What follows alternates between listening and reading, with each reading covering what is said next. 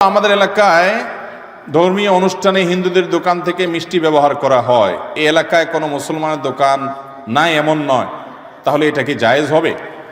দেখুন, কোনো খাবার হিন্দুর দোকান থেকে কিনলে হারাম হয়ে যাবে ব্যাপারটা কিন্তু সেরকম না।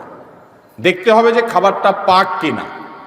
যদি কোনো হিন্দু খাবারের মধ্যে কোনো নাপাক মেশায় তাহলে সেটা নাপাক হবে, যার কারণে খাওয়া হালাল হবে না, কেনা হালাল হবে।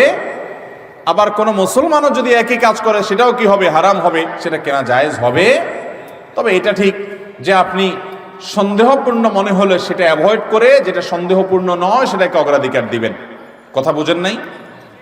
যদি মনে হয় যে এখানে সন্দেহ আছে হারাম মেশানোর, নাপাক মেশানোর, তাহলে সেটা অ্যাভয়েড করবেন। বাট এটা জরুরি না।